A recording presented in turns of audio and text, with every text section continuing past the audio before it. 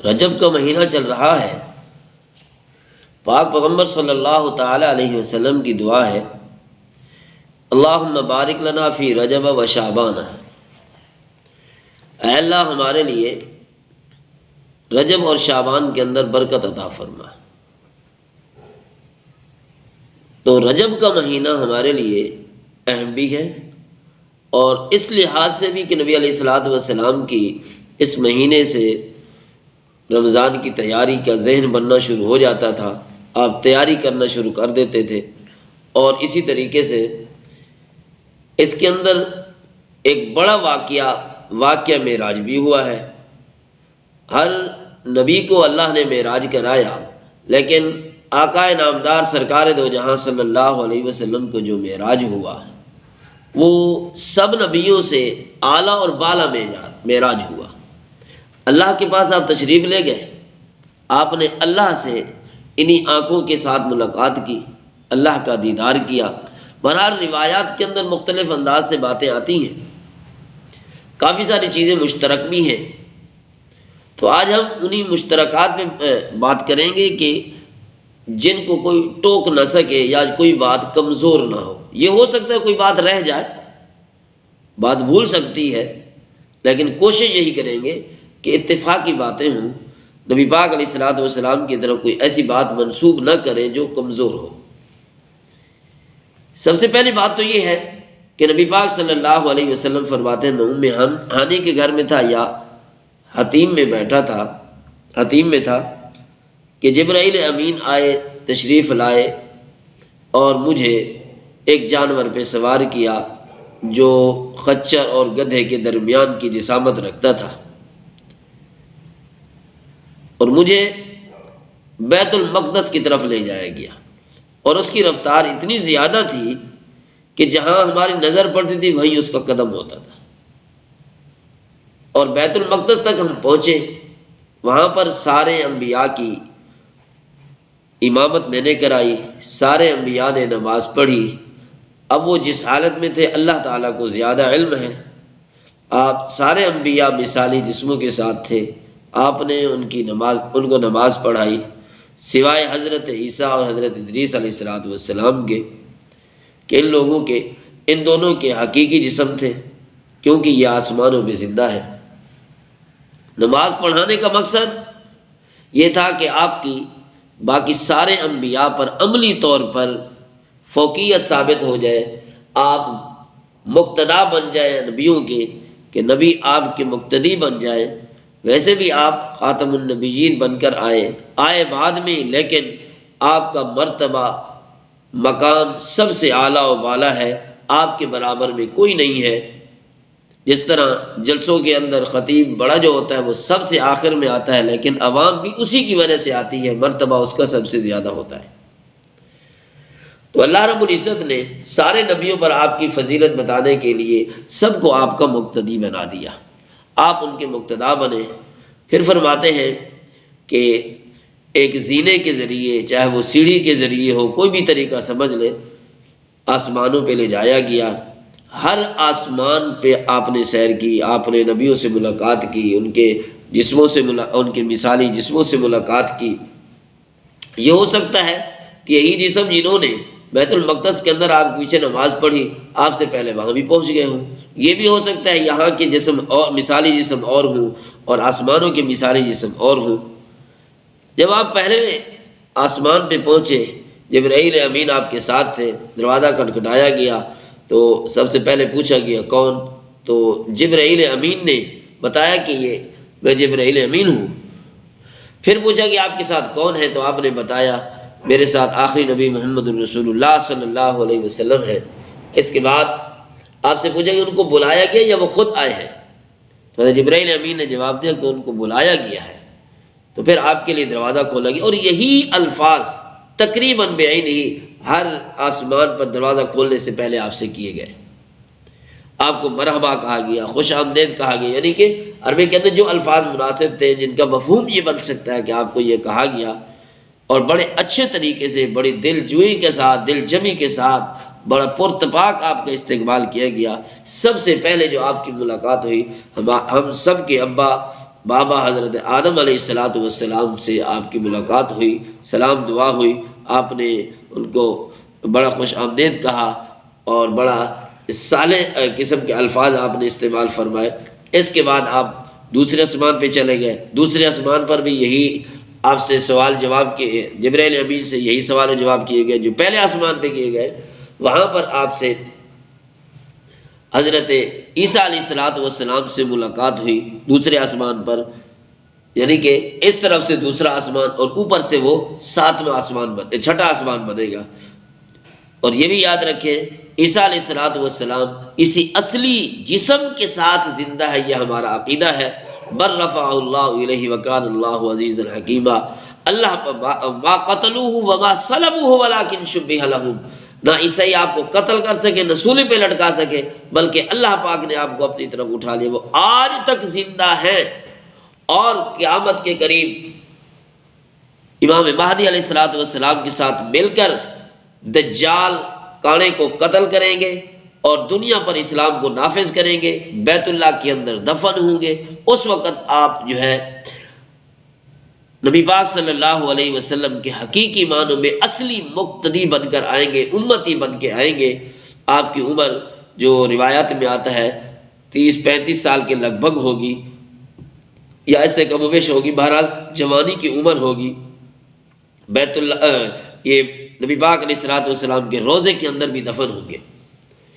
بہرحال دجال آپ کے ہاتھوں سے قتل ہوگا۔ قادیانی ملعون کہتے ہیں کہ عیسیٰ علیہ السلام فوت ہو گئے، نہیں، عیسیٰ علیہ السلام ہمارے عقیدے کے مطابق زندہ ہیں، اور جب تک اللہ پاک ان کو موت نہیں دیں گے کوئی موت نہیں دے سکتا، اور موت ان کی زمین پر ہوگی، روزے کے اندر یقیناً دفن ہوں گے، ان کی جگہ بچی پڑی ہے وہاں پر ان دفن ہوں گے، ان کی قبر بنے گی۔ اس کے بعد پھر جو نظام ہوگا وہ سارے کا سارا بعد میں کچھ عرصے کے بعد، وقفے کے بعد قیامت کبھی ہوگا۔ بہرحال دوسرے آسمان پر آپ پہنچے، عیسیٰ علیہ السلام سے ملاقات ہوئی، اور ساتھ ہی آپ کے خالہ زاد حضرت یحییٰ علیہ السلام سے ملاقات ہوئی، اور اس سے تیسرے آسمان پر جب آپ پہنچے تو یوسف علیہ السلام سے ملاقات ہوئی۔ چوتھے آسمان پہ جب آپ پہنچے تو آپ ادریس علیہ السلام سے ملاقات ہوئی۔ پانچویں آسمان پر حضرت ہارون علیہ السلام سے ملاقات ہوئی۔ چھٹے آسمان پر موسیٰ علیہ السلام سے ملاقات ہوئی۔ ساتویں آسمان پر حضرت ابراہیم علیہ السلام سے ملاقات ہوئی، جس سے آپ کی نسل ہے حضرت عیسیٰ علیہ السلام، حضرت اسماعیل علیہ السلام کی نسل سے آپ پیدا ہوئے، اور حضرت اسماعیل علیہ السلام حضرت ابراہیم علیہ السلام کے والد ہیں، اور ہم نسلی طور پر ابراہیمی ہیں لیکن اسماعیلی ہو کر پھر ہم نسلی ہیں۔ اور یہودی جو ہیں وہ بھی ابراہیم علیہ السلام کی نسل سے ہیں، لیکن وہ حضرت اسحاق سے ہو کر پھر ابراہیمی ہیں۔ ہم دونوں نسلوں کا، یعنی مسلمان نبی علیہ السلام کی قوم اور یہودی جو ہیں آپس میں کزن لگتے ہیں، یعنی کہ دونوں چچا بھتیجے لگتے ہیں۔ وہ دونوں بھائی اسحاق علیہ السلام اور اسماعیل علیہ السلام دونوں بھائی اسحاق علیہ السلام کی نسل سے یہودی چلے ہیں، اور اسماعیل علیہ السلام کی نسل سے مسلمان چلے ہیں۔ نبی آخر الزمان بھی اسماعیل علیہ السلام کی نسل سے ہیں۔ بہرحال یہ ملاقات ہوئی۔ اس کے بعد آپ فرماتے ہیں کہ مجھے سدرۃ المنتہا پہ لے جایا گیا، وہ بیری کے ایک درخت ہے، اور مٹکوں کی طرح اس کے بیر ہیں، اور ہاتھی کے کانوں کی طرح اس کے پتے ہیں، اس پر پتنگے گر رہے تھے، اور اسی جگہ پر ہی نبی علیہ السلام نے حضرت جبرائیل علیہ السلام کو اصلی شکل میں دیکھا کہ آپ کے 600 پر ہیں۔ اس کے بعد آپ کو بیت المعمور لے جایا گیا، وہاں پر آپ نے شہد کی، دودھ کی نہریں دیکھی، اور 4 قسم کی نہریں تھیں، 2 خفیہ تھی اور 2 ظاہری تھی۔ نہر فرات تھی، اور اسی طرح ایک دوسری نہر تھی وہ ظاہری تھی۔ اس کے بعد آپ اللہ کے پاس پہنچے، اللہ سے ملاقات ہوئی، راز و نیاز کی باتیں ہوئیں۔ اس وقت آپ نے بھی تحفہ پیش کیا، اللہ نے بھی آپ پر 50 نمازیں فرض کی۔ واپسی آپ آ رہے تھے تو حضرت موسیٰ علیہ السلام سے جب واپسی پر ملاقات ہوئی تو انہوں نے کہا آپ کو کیا ملا؟ کہ اللہ پاک نے 50 نمازیں دی۔ انہوں نے عرض کیے مہربانی کریں، میں اپنی امت بنی اسرائیل کو آزما چکا ہوں، یہ کبھی بھی 50 نمازیں نہیں پڑھیں گے، آپ مہربانی کریں جا کے عرض کریں کہ اس کے اندر کمی کر دی جائے. آپ نے ایک چکر لگایا 10 کم ہوئی. پھر آپ نے موسیٰ علیہ السلام کے پاس پہنچے تو انہوں نے کہا کہ اور کم کرائیں تو 30 ہو گئی. پھر 10 کم ہوئی 20 ہو گئی. پھر چکر لگوایا چوتھا تو 5 رہ گئی. تو آخر میں پھر بھی حضرت موسیٰ علیہ السلام نے کہا اللہ کے نبی یہ آپ چکر لگائیں مزید کم کرائیں. نبی علیہ السلام نے فرمایا اتنے چکر لگاتے لگاتے مجھے اب حیا اور شرم آتی ہے کہ میں اب دوبارہ بھی کہوں، اس لیے میں اب نہیں جاتا. بہرحال 50 کی 5 نمازیں باقی رہ گئی. اور جو بھی خشوع سے پڑھے گا نماز اللہ کی کو راضی کرنے کے لیے پڑھے گا تو اللہ پاک 50 نہیں کئی 50 کا ثواب بھی دے سکتے ہیں. بہرحال نماز کا پڑھنا یہ اتنا بڑا تحفہ تھا کہ نبی کو وہاں پر بلایا گیا. اللہ پاک نے 5 نمازیں فرض کی، یعنی کہ 50 کے مطلب 5 سے اب 5 پڑھیں گے انشاءاللہ تعالی اللہ پاک 50 کا ثواب عطا کریں گے. 25 کا تو لازمی ہے، 25 یا 27 جب انسان جماعت کے ساتھ پڑھتا ہے، اگر شوق ہو اور ہمت ہو چاہت کے ساتھ انسان پڑھے تو اللہ پاک اور زیادہ ثواب عطا کریں گے. اللہ کے ہاں کوئی کمی نہیں ہے، اللہ پاک انسان پہ مہربان ہے. اس کے بعد پھر آپ واپس تشریف لائے. واپس تشریف لانے کے بعد جب آپ نے صبح کو یہ سنایا خواب تو مکہ کے وہ تو ویسے ہی کافر تھے، انہوں نے شور مچا دیا. انہوں نے سب سے پہلے صدیق اکبر سے ملاقات کی. انہوں نے کہا بھائی کیا کوئی ایسا ہو سکتا ہے کہ ایک آدمی رات کو ہی آسمانوں پہ جا آسمانوں کی سیر کر کے واپس آ جائے اور کہے کہ میں سارے آسمانوں کی سیر کر کے آیا ہوں؟ اور اتنے رات کے ایک وقفے کے اندر انہوں نے کہا بھئی ایسا ہے تو مشکل، لیکن اگر میرا پیغمبر کہتا ہے تو پھر عین ممکن ہے. آپ نے فوراً تصدیق کر دی غیبانہ طور پر کہ ویسے تو مشکل لیکن اگر میرا پیغمبر کہتا ہے پھر عین ممکن ہے، اس سے کم وقت میں بھی ممکن ہے، یہ ہو سکتا ہے. اور یہ ایک بات یہ بھی بھول گئے، آپ نے جنت کی بھی سیر کی، جہنم کی بھی سیر کی. اس کے اندر پھر مختلف روایات، کچھ ضعیف روایتیں بھی آتی ہیں. آپ نے جنت کو دیکھا، جنت کا نظارہ بھی کیا، جہنم کا نظارہ بھی کیا. اس کے اندر کچھ صحابہ کے مکانات بھی دیکھے، کچھ کو جھانک کر دیکھا. یہ بھی سنا کہ حضرت عمر رضی اللہ عنہ کا مکان بھی دیکھا اور آپ کے نکاح میں آنے والی دلہن کو بھی دیکھا، لیکن آپ اندر داخل نہیں ہوئے. واپس آئے تو کافروں نے اعتراض کیا تو آپ نے فرمایا بیت حتیم میں کھڑے ہو کر کہ میرے سامنے جبرائیل امین نے بیت المقدس کھڑا کر دیا کہ جس کے بارے میں یہ کافر سوال کر رہے، کیونکہ انہوں نے تو دیکھا ہوا تھا. اور ایسے سوال کے جو آدمی عرصے دراز تک رہتے ہوئے بھی وہ چیزیں یاد نہیں کرتا. مثلا کھڑکیاں کتنی ہیں بھائی، دروازے کتنے تھے، پنکھے کتنے تھے، فلاں چیزیں کتنی تھی، چٹائیاں کتنی تھی. تو نبی علیہ السلام فرماتے ہیں مجھ سے درمیان کے پردے ہٹا دیے گئے. اب ایک طریقہ تو یہ کہ جبرائیل امین نے وہ میرے سامنے کر دیا بیت المقدس کو، یعنی بالکل قریب سامنے کر دے. ایک یہ کہ درمیان کے پردے ہٹا دیے گئے، عمارتوں کے پردے سارے ہٹ گئے، آپ دیکھتے جاتے اور بتاتے جاتے تھے.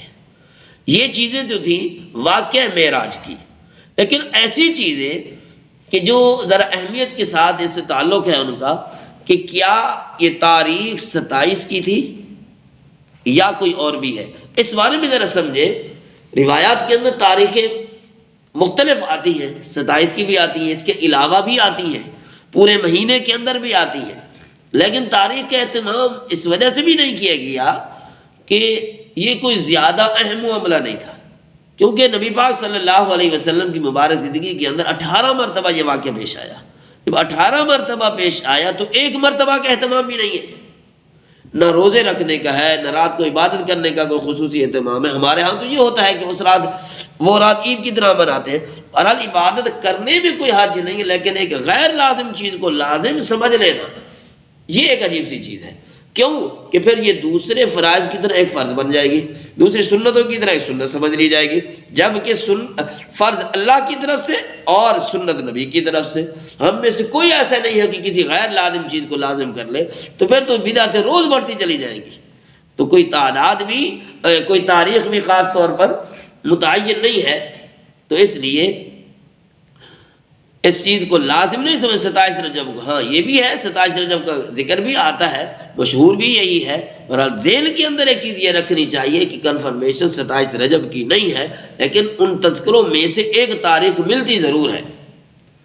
اور اسی طریقے سے جب خاص عبادت صحابہ کے درمیان مذکور نہیں ہے کہ ایک صحابی بھی ایسا نہیں کہ جس کو عبادت کے اندر دلچسپی نہ ہوتی ہو، تو 18 مرتبہ ایک چیز آئے، 18 سالوں کے اندر آئے اور اس کا اہتمام بھی نہ کیا جاتا ہو، اور ہم نے اس کو اتنا بڑھا لیا ہو. تو اس چیز کو بھی تھوڑا موازنہ کرنا چاہیے کہ ایک چیز اتنی زیادہ ہے نبی علیہ السلام کے دور میں، تو آپ نے اہتمام کیوں نہیں کرایا تھا؟ پھر اس طرح صلاۃ التسبیح پڑھنا اور دوسری نفلیں پڑھنا، اور نفلوں کے اندر الگ الگ صورتیں متعین کرنا، یہ ہماری عوام کے اندر جس طرح ہوتا ہے. نوافل کا اہتمام زیادہ، فرائض چھوڑ دو. فرض نماز سارا سال نہیں پڑھتے، لیکن جب اس کی باری آتی ہے تو پھر کہتے معراج کی بات آتی ہے، 27 رجب کی بات آتی ہے، تو وہاں پر نفلیں کیا، نفلوں سے بھی کم درجے کی جو چیزیں ہوتی ہیں ان کا بھی اہتمام کرتے ہیں. یہ ایک سوال یا نشان ہے. جبکہ اللہ کا قرآن فرائض پہ زور زیادہ دیتا ہے، آداب پہ زور زیادہ دیتا ہے، تو ان کے مد مقابل کوئی ایسی چیز کھڑی نہ کریں جو لازم نہ ہو. اور اسی طریقے سے ایک چیز اور بھی ہے کہ روزہ جو کچھ لوگ رکھ لیتے ہیں، کیا روزے کی بھی کوئی حیثیت ہے؟ روزے کی کوئی خاص حیثیت نہیں ہے کہ جب وہ چیز ایک لازم ہی نہیں ہے تو عمومی انداز کے اندر آگے پیچھے روزہ رکھ لیں، کوئی حرج نہیں ہے. ایسا نہ ہو کہ آپ لازم سمجھیں، اوپر کے اللہ کی طرف سے ناراضگی ہو جائے، جو چیز ہم نے لازم نہیں کی آپ نے کیوں لازم کی ہے. تو یہ 2-4 چیزیں تھیں، اس کے اندر کوشش کرنی چاہیے کہ ہم لوگ اس سے پرہیز کریں. اور اسی طریقے سے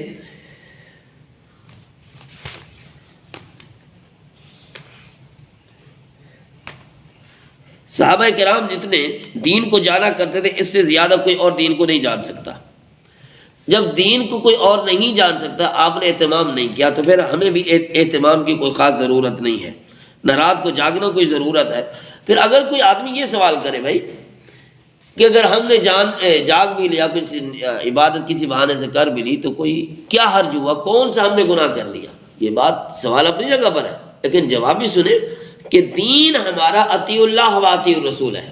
اتباع کا نام دین ہے. ہمیں کوئی اشارہ تو ملے، کوئی نیا کام جو ہم کریں تو کوئی ہمیں اشارہ اور تصدیق تو ملے، تائید تو ملے، کس وجہ سے ہم یہ کام لازم کرتے ہیں. لازم ہی نہ ہو، اشارہ بھی نہ ہو، پھر تو گھر کے اندر جتنے افراد ہیں سب کا اپنا دین بنتا چلا جائے. کوئی کہے کہ مجھے آج نماز میں دلچسپی معلوم ہو رہی، لہٰذا میں 2 کی بجائے 4 پڑھتا ہوں. آج میں چکنا ہوشیار ہوں، بشاش ہوں فجر کی نماز کے اندر، لہٰذا میرا جی چاہتا ہے میں 2 کی بجائے 4 رکعتیں پڑھ لوں، 4 کی بجائے 8 پڑھ لیں. وطر 3 ہے، میرا جی چاہتا ہے میں 8 پڑھ لوں وطر. تو یہ کہ بن جائے گی. دین اطاعت کا نام ہے. صرف یہی دین نہیں بلکہ پہلے دین سے لے کر آخری دین تک یہی حکم ہے کہ اللہ کا حکم، وقت کے نبی کا طریقہ چلے گا. اور خصوصاً پھر ہمارے نبی کے بعد تو کوئی نبی آنا نہیں. اس وجہ سے اس چیز کو اہتمام کے ساتھ پکڑیں، جو چیز ثابت ہو وہی کریں، جو ثابت نہیں ہے اور وہ دین کے ساتھ ٹکرا رہی ہے اس چیز کو ہرگز نہ کریں. اور اسی طریقے سے 27 رجب کے کنڈے، ہم نے اس پر بھی ویڈیو بنائی ہے، وہ بھیج بھی دی گئی ہے. 22 رجب کے کنڈے وہ بھی اس کے اندر آتے ہیں، وہ بھی کسی قسم کو ان کا ثبوت نہیں ہے. وہ حضرت امام جعفر کی پیدائش میں منائے تو وہ بھی غلط، کیونکہ ان کی تاریخ تو وہ بنتی نہیں ہے. اور اسی طریقے سے 27 رجب کے اوپر بھی کوئی عبادت خاص کی جائے وہ بھی کوئی حیثیت نہیں رکھتی. اللہ پاک ہم سب کو صحیح معنوں میں عمل کی توفیق عطا فرمائے.